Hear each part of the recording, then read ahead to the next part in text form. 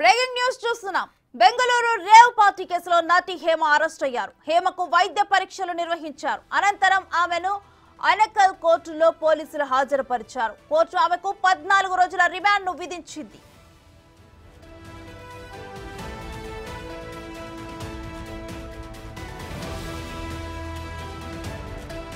బెంగళూరులోని మే 20న GR farm house లో rave party జరిగింది. ఆ తర్వాత నార్కోటిక్ టెస్ట్ లో హేమకు పాజిటివ్ గా తేలింది.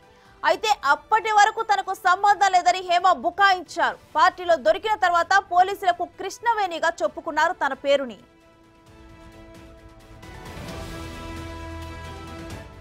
ఇక ఇదే విషయానికి సంబంధించి మరిన్ని డీటెయిల్స్ మా ప్రతినిధి సురేష్ ఫోన్ లైన్ ద్వారా అందిస్తారు. సురేష్, హేమ రిమాండ్ కు సంబంధించి డీటెయిల్స్ ఏంటి?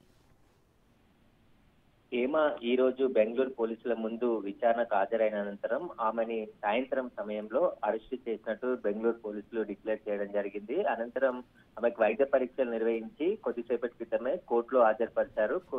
14 రోజుల పాటు జ్యుడిషియల్ రిమాండ్ న్యాయమూర్తి విధించడం జరిగింది. కోర్టు నుంచి బయటికి వచ్చే సమయంలో కూడా హేమ తనకి కేసుతో ఎలాంటి సంబంధం లేదంటూ మళ్ళీ బుకాయించే ప్రయత్నం మీడియా ముందు చేయడం జరిగింది. తనను ఈ రోజు బెంగళూరు పోలీసులు తీసుకొచ్చారు, నేను ఇంతవరకు రాలేదు అని చెప్పేసి కూడా మాట్లాడుతూ చెప్పడం జరిగింది ఆమె.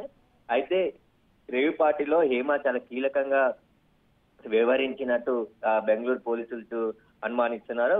హేమకి సంబంధించి వాసు, హేమనే ఇద్దరు కలిసి మరో 5గురితో కలిసి పార్టీ అరేంజ్ చేసినట్టు బెంగళూరు పోలీసులు విచారణ నిర్ధారణ అయింది. ఈ డ్రగ్స్ కి సంబంధించి ముఖ్యంగా సప్లైదారులు ఎవరైతే ఉన్నారో వారితో సంబంధాల పైన కూడా ఇప్పుడు ఆరా తీస్తున్నారు. హేమకు సంబంధించిన అన్ని విషయాలపైన కూడా బెంగళూరు పోలీసులు దర్యాప్తు చేస్తున్నారు.